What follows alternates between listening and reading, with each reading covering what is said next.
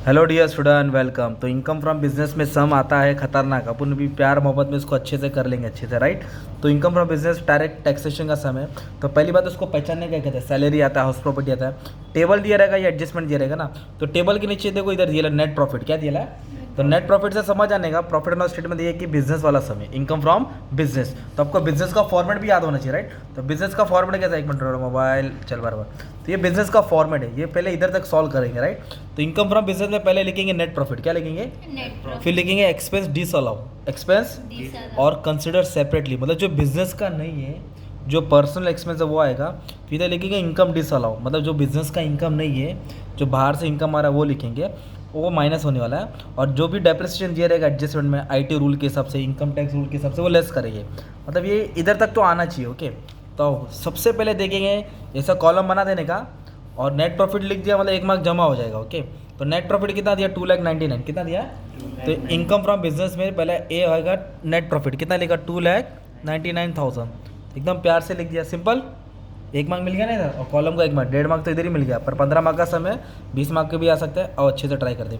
फिर सबसे पहले ना एडजस्टमेंट सॉल्व करना है, क्या सॉल्व करने का, ओके। तो इधर बोला डेप्रिसिएशन अलाउबल एल्स पर इनकम टैक्स रूल, तो ये हो गया इनकम टैक्स रूल। तो जो टेबल में डेप्रिसिएशन रहेगा ना, वो नॉन कैश है, उसको यहाँ लिखेंगे, टेबल वाला यहाँ लिखेंगे, और जो आईटी रूल दिया वो यहाँ लिखेंगे ना। तो ये क्या है, आईटी रूल के हिसाब से डेप्रिसिएशन कितना दिया, 35,000। तो इधर लिखेंगे 35,000, इसको ब्रैकेट में डाल देंगे। ब्रैकेट मतलब लेस करना है, ब्रैकेट मतलब लेस करना है, सिंपल। टेबल वाला डेप्रिसिएशन किधर आ जाएगा, ऊपर आ जाएगा, और एडजस्टमेंट वाला यहाँ लिखेंगे। तो इसके बाद बोला है rent, half of the rent. जो रेंट है ना 24,000, वो बिजनेस का है। 24,000 रेंट किधर का है, बिजनेस का है, क्योंकि बिजनेस का होता है। पर आधा रेंट है ना, वो घर के लिए इस्तेमाल किया, रेसिडेंशियल। आधा रेंट किसके लिए इस्तेमाल किया, तो घर बोले तो पर्सनल हो गया ना। तो पर्सनल बोले तो कौन सा आएगा, एक्सपेंस डिसअलाउ।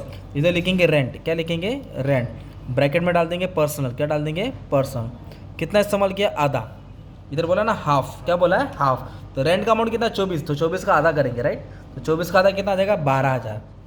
एक्चुअली रेंट आता नहीं है, पर लिखा क्यों, क्योंकि बिजनेस में से कुछ अमाउंट उसने घर के लिए इस्तेमाल किया, तो घर का पैसा डिसअलाउ होता है। अभी बोला staff welfare expense. Staff welfare का मतलब होता है एम्प्लॉयज़ के रिलेटेड। तो एम्प्लॉयज़ को 65,000 खर्चा किया है। तो इधर बोला है 15,000 ना, मतलब जो 65,000 है ना, उसमें 15,000 मेडिकल ट्रीटमेंट किया अपने भाई का।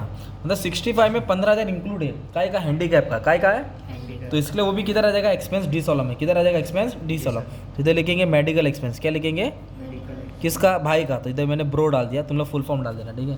तो कितना खर्चा किया, 15,000, ओके। फिर वापस टेबल से स्टार्टिंग से पढ़ेंगे। सैलरी तो बिजनेस का होता है, तो इधर नहीं आएगा।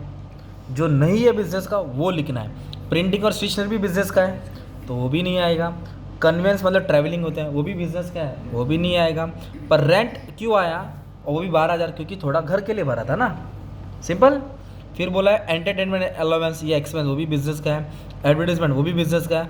अगर एडजस्टमेंट बोला रहता एडवर्टीजमेंट में, वो बेटी की शादी के लिए कार्ड छापा, पॉलिटिकल पार्टी, तो वो आता। फिर बोला डेप्रिसिएशन, क्या बोला है, तो डेप्रिसिएशन नॉन कैश आइटम है, इसको यहाँ एडजस्ट करना पड़ेगा एक्सपेंस डिसअलाउ में। तो टेबल वाला डेप्रिसिएशन तुमको यहाँ लिखना पड़ेगा, किधर, एक्सपेंस डिसअलाउ में। कितना दिया है, 32,000, तो यहाँ लिख देने का, ठीक है, सिंपल। उसके बाद क्या बोला, एडवांस इनकम टैक्स। तो इनकम टैक्स क्या होता है, जो गवर्नमेंट को पे करना पड़ता है। तो ये एक्सपेंस वो लिखना है इधर, मतलब जो बिजनेस के अंदर का खर्चा होता है ना, वो नहीं लिखना है, उसके अलावा जो हो रहा है। तो ये टैक्स बाहर वाले को ही दिया जाता है, राइट। ये ऑपरेटिंग खर्चा नहीं है, इसके लिए एक्सपेंस डिसअलाउ में आएगा। इधर लिखेंगे एडवांस इनकम टैक्स, कुछ अमाउंट कितना दिया उसका, 10,000, ओके। तो ये अदर देन बिजनेस एक्टिविटी हो गया, इसलिए यहाँ रिकॉर्ड कर दिया ना।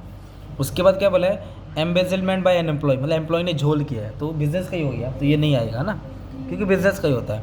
ड्राइंग मतलब पर्सनल होता है, अपनी बीवी के लिए साड़ी लेके गया रहेगा, ये बच्चे लोग को घुमाने के लिए, तो पर्सनल एक्सपेंस होगा ना ड्राइंग। बच्चे का स्कूल भरा रहेगा, तो पर्सनल एक्सपेंस डिसअलाउ होता है। तो ड्राइंग कितना दिया है, 28,000, कितना दिया है, तो इधर लिख देंगे 28,000, सिंपल। और स्टाफ वेलफेयर तो 65 था, और हमने 15,000 इसके लिए लिखा क्योंकि भाई का मेडिकल था, राइट। और इधर बोला है नेट प्रॉफिट, वो तो टॉप पे लिख दिया ना। तो ये हो गया एक्सपेंस डिसअलाउ, क्या हो गया, एक्सपेंस डिसअलाउ। अब फिर क्रेडिट साइड आने का, ग्रॉस प्रॉफिट को छोड़ के किसको, कॉपी पेस्ट करो, क्या करो, इनकम डिसअलाउ में डाल दो। ये सब इनकम तीनों बाहर से आ रहे हैं, तो क्या क्या नाम आ रहा है, एक तो विनिंग फ्रॉम लॉटरी है, क्या दिया, विनिंग फ्रॉम, मतलब केबीसी पैसा, ये जुआ है ना, लॉटरी सिस्टम। तो उसने 15,000 कमाया, कितना कमाया, तो वो इनकम डिसअलाउ हो गया। क्या होगा, इनकम डिसअलाउ। और एक पैसा कहाँ से है, NSC interest, national saving certificate, government के पास पैसा जमा किया था, उधर का उसको इंटरेस्ट मिला, ये भी अदर सोर्स है, इसके लिए इनकम डिसअलाउ। डिविडेंड आया, क्या है, जो पैसा इन्वेस्ट किया था रिलायंस टाटा में किधर भी, उसको डिविडेंड आया, तो ये भी इनकम डिसअलाउ हो गया, क्योंकि बिजनेस का नहीं है ना, ये जो बिजनेस का नहीं है वही तो लिखने का है। ग्रॉस प्रॉफिट बिजनेस का होता है, ओके। इनकम डिसअलाउ में क्या लिखने का, जो बिजनेस का नहीं है, तो वही मैं बोला ग्रॉस प्रॉफिट को छोड़ के कॉपी पेस्ट करना था। क्या करना था, कॉपी पेस्ट। अभी क्या करेंगे, टोटल ले करेंगे, तो ये दिख रहा है इसको 12, 15, 32, 10, 28, ये सबको ऐड कर लेंगे तो आपको 97,000 मिलेगा। क्या मिलेगा, 97। तो ये और ये क्या हो जाएगा, ऐड हो जाएगा, तो 2,99,000 और 97,000 को ऐड कर लेंगे, 396, कितना आ जाएगा, 3,96,000, ठीक है। इसको ऐड करेंगे। अब ये टोटल है ना 10, 20, 30, 35,000, कितना आया, 33,000। ब्रैकेट में डाल दिया मैंने, इसका टोटल बाहर लिखा और ब्रैकेट, तो 3,96,000 से दोनों क्या करेंगे, माइनस करेंगे, तो 3,90,000 से दोनों माइनस किया तो कितना आंसर आ जाएगा मालूम है, 326, कितना आ जाएगा, 326, मतलब ये टोटल से दोनों हमने क्या किया, माइनस किया। तो ये जो अमाउंट है ना, इसको एक नाम देंगे, इसको बोलेंगे इनकम फ्रॉम बिजनेस। क्या बोलेंगे, इनकम फ्रॉम बिजनेस। बिजनेस से इतना रुपया आया, राइट, एक में ब्लू पेन देना। अभी नेक्स्ट क्या करेंगे मालूम है क्या, इनकम फ्रॉम अदर सोर्स। क्या करेंगे, इनकम। तो ये जो नाम लिखा ना, फिर से यहाँ नाम कॉपी करो, अदर सोर्स मतलब बाहर से पैसा आया, ये फिर से नाम कॉपी करो। एक पैसा कहाँ से आया, विनिंग फ्रॉम लॉटरी, कहाँ से पैसा आया, विनिंग फ्रॉम लॉटरी। एक आया NSC इंटरेस्ट, कहाँ से आया, NSC इंटरेस्ट। और एक कहाँ से आया, डिविडेंड आया। क्या आया, हैंडने के लिए थोड़ा सॉरी सुन लेना, ओके। तो अभी अदर सोर्स में नाम लिखने का, क्या लिखने का, नाम। अब इसके ऊपर स्टडी करेंगे, लॉटरी से जो भी पैसा है वो टैक्सेबल है कि माफ़ है, आपको नॉलेज होना चाहिए। देखो गिफ्ट आएगा तो माफ़ है, गिफ्ट आएगा तो, और interest on public provident fund वो भी माफ़ है, और लॉटरी का पैसा टैक्सेबल है, इसलिए 15,000 का अमाउंट को शो करेंगे, जैसा 15,000 लिखना पड़ेगा ना। फिर बोला है NSC इंटरेस्ट, क्या बोला है, तो NSC इंटरेस्ट भी टैक्सेबल था, तो ये भी अमाउंट शो करना पड़ेगा। फिर बोला डिविडेंड फ्रॉम इंडियन कंपनी, तो dividend from whether it is from Indian company foreign company taxable है, तो टैक्सेबल है मतलब अमाउंट लिखा। अगर इधर गिफ्ट बोला रहता तो गिफ्ट माफ होता तो मैं एग्जाम करता, क्या करता, तो इधर डैश मारता है ना, तो जिस पे टैक्सेबल है वो अमाउंट लिखने का, तो तीनों अमाउंट अदर सोर्स का टैक्सेबल है, क्या है, तो तीनों का अमाउंट शो करेंगे। अभी तीनों को ऐड करेंगे तो ये हो जाएगा 35,000, क्या हो जाएगा, तो ये पैसा बिजनेस से आया था और ये अदर सोर्स से आया, ये टोटल बिजनेस से कमाया और ये अदर सोर्स।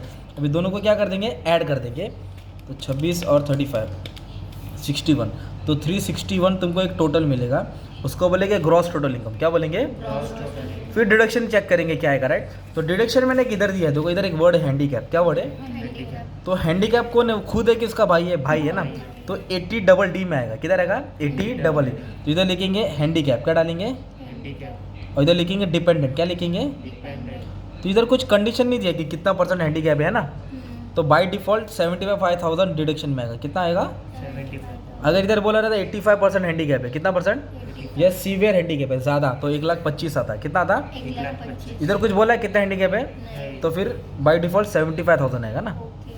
और एक और चीज़ इसमें डिडक्शन में आएगा, वो है NSC का इंटरेस्ट। तो जो NSC का इंटरेस्ट है ना, वो टैक्सेबल भी है और डिडक्टेबल भी है।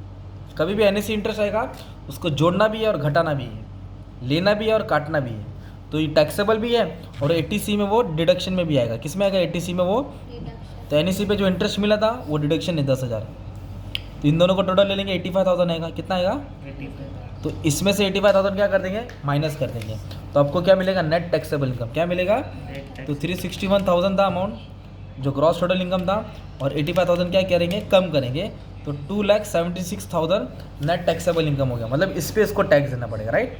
और लास्ट एडजस्टमेंट क्या बोला था, 100 रुपये उसने लॉटरी टिकट पे खर्चा किया था, वो ड्राइंग में डेबिट है, मतलब ड्राइंग में ऑलरेडी ऐड है, और ये लॉटरी का पैसा कोई डिडक्शन में नहीं आता है, तो ये कुछ एडजस्टमेंट नाम का ही नहीं था, इसलिए छोड़ देने का था, ठीक है।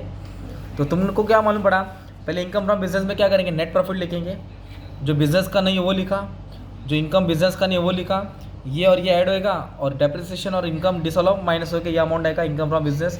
अदर सोर्स से जो पैसा है टैक्सेबल दोनों ऐड करके टोटल इनकम डिडक्शन क्या कर देंगे, माइनस कर देंगे। इस तरह तुम्हारा 10 मिनट में 15 मार्क्स दिला दिया, राइट। इनकम फ्रॉम बिजनेस, इसका स्क्रीनशॉट ले लो और सॉल्व कर लो, ठीक है।